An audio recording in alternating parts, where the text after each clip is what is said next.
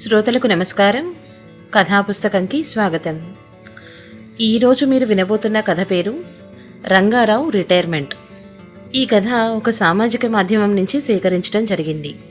కథను రాసినవారు శ్రీమతి పైడిమర్రి పద్మా గారు. ఇక కథలోకి వెళ్దాం. రంగారావు సావిత్రి భార్యాభర్తలు. వాళ్ళకి ఒక అమ్మాయి ఒక అబ్బాయి. అమ్మాయికి పెళ్ళై ఊర్లో దగ్గరలోనే ఉంటోంది. అబ్బాయి అమెరికాలో ఉంటున్నాడు. రంగారావు బ్యాంకులో పనిచేసి నిన్నే రిటైర్ అయ్యాడు. సావిత్రి రోజు ఉండే అలవాటు ప్రకారం భర్తను పొద్దున్నే నిద్రలేపబోయింది. గమ్మునే గుర్తొచ్చి, అయ్యో నిన్నే కదా రిటైర్ అయ్యారు, మర్చిపోయాను. ఈయన ఇంకా బ్యాంకుకి వెళ్ళనక్కర్లేదుగా, నెమ్మదిగా లేస్తారులే. పాపం ఇన్ని రోజులు ఉరుకులు పరుగులే, ఇక ఇప్పుడు హడావిడి లేదుగా, కాసేపు పడుకుంటారులే అనుకుని తన పనిలో తాను పడింది సావిత్రి. నెమ్మదిగా 10 రోజులు గడిచేటప్పటికీ రంగారావు అలా రోజంతా ఊరికే తిని హాయిగా పడుకొని కాలక్షేపం చేయడం సావిత్రికి నచ్చలేదు. ఆఫీస్కి వెళ్ళి రావడంతో ఇన్నాళ్ళు ఎలాగూ ఏ పనిలోనూ సాయం చేయలేదు. ఎప్పుడూ హడావిడిగా ఉండేవారు. పొద్దున వెళితే రాత్రికి గాని ఇంటికి చేరేవారు కాదు. పిల్లల చదువులు అన్నీ నేనే చూసుకున్నా కదా, ఇప్పుడు ఖాళీగానే ఉన్నారుగా, ఎంతసేపు పేపర్ చదివి టీవీ చూసి టైంపాస్ చేసే బదులు కాస్త నాకు పనిలో సాయం చేయొచ్చు కదా, అసలు ఆ ఆలోచనే రాదీనికి అనుకుంది సావిత్రి. ఇంకా ఒకరోజు ఊరుకోలేక, ఏమండి అలా ఊరికే కాలక్షేపం చేసే బదులు నాకేమైనా పనిలో సాయం చేయొచ్చుగా అన్నది సావిత్రి భర్తను. రంగారావు ఎప్పటిలాగే పెద్దగా ఏమీ స్పందించలేదు. కానీ పట్టువదలని సావిత్రి రోజు భర్తను విసిగించేది సాయం చేయడం లేదు అని. అలా అస్తమానం సావిత్రి అనడం వల్లనో నిజంగా కాలక్షేపం అవ్వకో ఏమో కానీ రంగారావులో నెమ్మదిగా మార్పు వచ్చింది. ప్రతి పనిలో కలగజేసుకోవడం మొదలెట్టాడు. పొద్దున్నే గుమ్మంలో వేసే ముగ్గు దగ్గర నుంచి అన్నీ మాట్లాడడం మొదలెట్టాడు. ఇంట్లోనే ఉండడం వల్ల ప్రతిదీ పరిశీలనగా చూడడంతో ఏవో ఒక లోపాలు కనిపించేవి రంగారావుకి. వయసుతో వచ్చే చాదస్తం, రిటైర్ అయ్యాక వచ్చే పీనాస్తనం రెండూ కలిపి సావిత్రికి ఊపిరి ఆడనివ్వడం లేదు రంగారావు. ఎందుకు ఇన్ని సాయం చేయమని అనవసరంగా అడిగాను, నాదే బుద్ధి తక్కువ అనుకుంది సావిత్రి. ఇంతలో ఒకరోజు సావిత్రి తన దూర బంధువుల పెళ్లికి వెళ్లవలసొచ్చింది. పెళ్లికి రంగారావు రానన్నాడు. ఇంకా చేసేదేమీ లేక భర్తకి 2 రోజులకు సరిపడా అన్నీ చేసిపెట్టి జాగ్రత్తలు చెప్పి, ఏమండి పని మనిషి వస్తుంది గాని దగ్గరుండి పని చేయించండి, దానికి అసలే బద్ధకం ఎక్కువ, చూడబోతే సరిగ్గా పనిచేయదు అని చెప్పి పెళ్లికెళ్ళింది సావిత్రి. 2 రోజుల తర్వాత పెళ్లి నుంచి తిరిగొచ్చింది. పొద్దున్నే భర్తకు కాఫీ టిఫిన్లు ఇచ్చేసి వంట పని మొదలుపెట్టి పని మనిషి కమల గురించి ఎదురు చూడసాగింది. రోజు వచ్చే టైం దాటిపోయింది కానీ కమల మాత్రం ఇంకా రాలేదు. కొంపదీసి ఈరోజు పని మానేది కదా, అసలే పెళ్లికెళ్ళొచ్చినప్పటి నుంచి చాలా అలసటగా ఉంది. ఇప్పుడు ఆ గిన్నెలన్నీ తోమలేను, కాసేపు పడుకోవాలి అనుకుంది సావిత్రి. ఏమండి కమల ఈరోజు పనికి రానని ఏమైనా చెప్పిందా మీకు అని అడిగింది భర్తని. నాకేం చెప్పలేదు, అయినా నువ్వు దాన్ని బాగా నెత్తినెక్కించుకున్నావు, అందుకే ఇలా చేస్తోంది. పనికి రానప్పుడల్లా జీతం కట్ చేస్తే అదే దారిలోకి వస్తుంది, నీకు పని చేయించుకోవడమే రాదు అన్నాడు రంగారావు. సరేలేండి మీ గొడవ మీదే, ఇప్పుడే నేను ఎదురింటికెళ్ళి కమల వచ్చిందో లేదో అడిగొస్తాను అని ఎదురింటి తలుపు కొట్టింది సావిత్రి. తలుపు తీసిన ఎదురింటి పార్వతిని, కమల పనికొచ్చిందా అండి మీ ఇంటికి అని అడిగింది. పొద్దున్నే వచ్చి వెళ్ళిపోయింది, ఏ మీ ఇంటికి రాలేదా అని ఆరా తీసింది పార్వతి. రాలేదండి, అదే చూస్తున్నాను, ఇలా ఎప్పుడూ చేయలేదు. మీ ఇంట్లో పనవ్వగానే వెంటనే మా ఇంటికి వచ్చేసేది.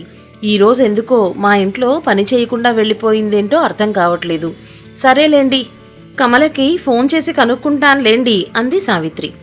ఒక్క నిమిషం సావిత్రి గారు, మీకు ఒక విషయం చెప్పాలి అన్నది పార్వతి. ఏంటి అన్నట్టుగా ఆగింది సావిత్రి. ఏం లేదండి, నిన్న మీరు లేరు కదా, మీ వారు కమలొచ్చే సమయానికి మీ గుమ్మం దగ్గర నిలబడి తర్వాత వస్తానన్నా వినకుండా బలవంతంగా మీ ఇంటికి తీసుకెళ్లారు. తర్వాత మీ ఇంటి నుంచి కమల చాలా ఆలస్యంగా వచ్చింది మా ఇంటికి.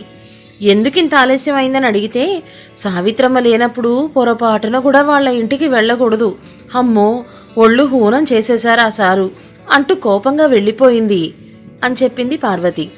సావిత్రికి ఏమనాలో ఏమైందో అర్థం కాలేదు. చిరాకుగా కోపంతో ఇంట్లోకొచ్చేసి కమలకి ఫోన్ చేసింది. మీ ఇంట్లో చెయ్యనమ్మా, సారుతో చాలా కష్టం, మీరు లేని 2 రోజులు నన్ను చాలా ఇబ్బంది పెట్టేశారు. 4 ఇళ్ళు చేసుకునేవాళ్ళం, ఇలా అయితే పనులెలా చేసుకోగలుగుతాం? అమ్మో, సారుని చూస్తే భయమేస్తోంది. నేరాను తల్లి మీ ఇంటికి, కొత్త ఇల్లు కుదిర్చేసుకున్నాను అని ఫోన్ పెట్టేసింది కమల. అంతే, సావిత్రికి కోపం ఎల్లలు దాటేసింది.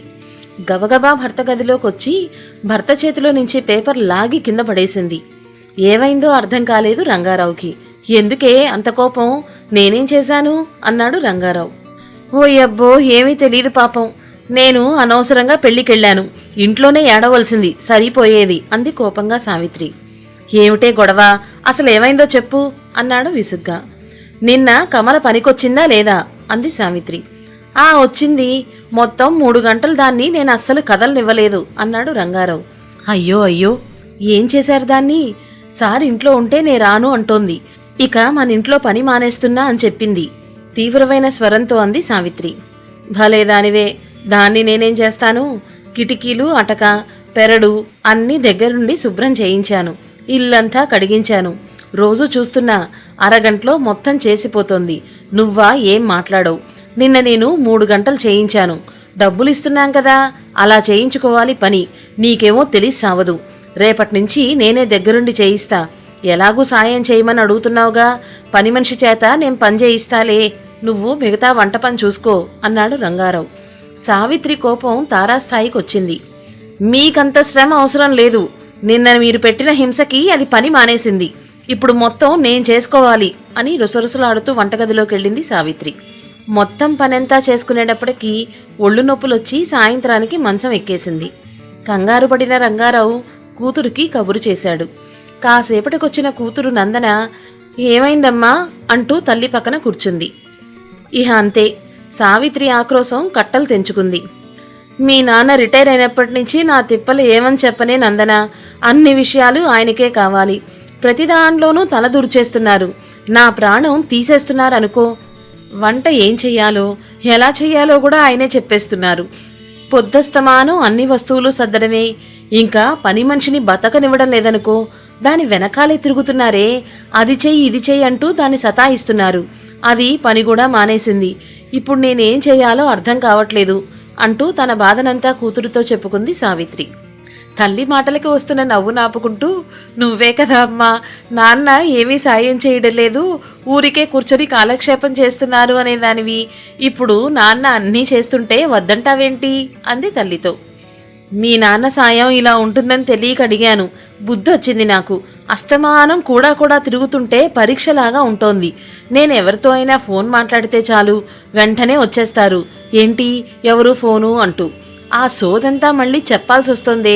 నా వల్ల కావడం లేదు నందు అంది కూతురుతో సావిత్రి. నాన్న సాయం నీకు వద్దా అని అడిగింది నందన తల్లితో. వద్దే తల్లి, వద్దు. పని మనిషితో అయితే రోజూ గొడవే. ఎందుకంతంత పెట్టేస్తావు అంటూ దాని ముందే గొడవ. చూశావుగా, పని కూడా మానేసింది. ఇంకా ఇదివరకే నయం, కాస్త తీరిక దొరికేది. ఇప్పుడు అస్సలు ఖాళీ ఉండడం లేదనుకో. మొన్నటికి మొన్న 4 గుమ్మడికాయలు తెచ్చి పడేశారు. చచ్చానవన్నీ తరిగి ఒడియాలు పెట్టడానికి అంటూ కూతురికేసి బేలగా చూసింది సావిత్రి. సరేలే, నేను నాన్నతో మాట్లాడతాను గాని నువ్వు ఈ పూటకి రెస్ట్ తీసుకో అంది నందన. నందన తండ్రి దగ్గరకెళ్ళి, ఏంటి నాన్న ఇది, మీకెందుకు ఇవన్నీ? అమ్మ చూసుకుంటోందిగా ఇంట్లో పనులన్నీ అన్నది. అవును తల్లి, ఇది వరకు మీ అమ్మే ఏది పట్టించుకోరు అని గొడవ చేసేది. అప్పుడు బ్యాంకు పన్ను వల్ల కుదరలేదు.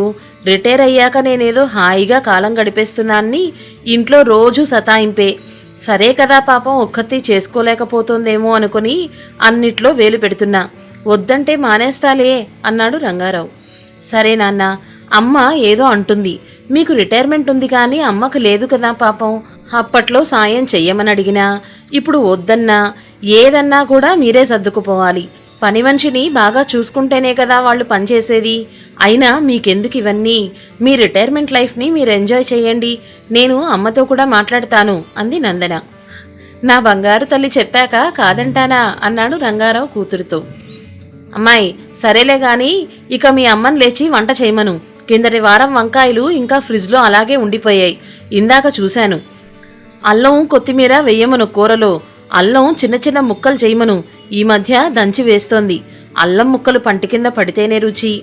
ఆ చేత్తోనే 4 గుమ్మడి వడియాలు కూడా వేయించమను అన్నాడు రంగారావు. నాన్న, ఇదే వద్దని చెప్పింది. అమ్మకి తెలుసు ఏం చెయ్యాలో ఎలా చెయ్యాలో అంటూ లోపలికి వెళ్ళింది నందన. కమలతో రాయబారాలు సంప్రదింపులు పూర్తయ్యాక రేపట్నుంచి పనికొచ్చేట్టుగా మాట తీసుకుంది కమలతో. తన భర్త రిటైర్ అయితే తన పని కూడా ఇంతేనేమో. బాబోయ్, రిటైర్మెంటు ఇలా ఉంటుందా అనుకుంది నందన. సమాప్తం. ఇదండి కథ. చాలా తమాషాగా ఉంది కదూ, కానీ నిజంగా ఇప్పుడు చాలామంది ఇళ్లలో ఇది జరుగుతున్న వాస్తవమే. ఈ కథ మీకు నచ్చిందా? నచ్చినట్లయితే లైక్ చేయండి, షేర్ చేయండి. మరిన్ని వినోదాత్మక, సందేశాత్మక, సామాజిక కథలు వినాలి అనుకుంటే కథాపుస్తకం ఛానల్ని సబ్స్క్రైబ్ చేసుకోండి. ధన్యవాదాలు.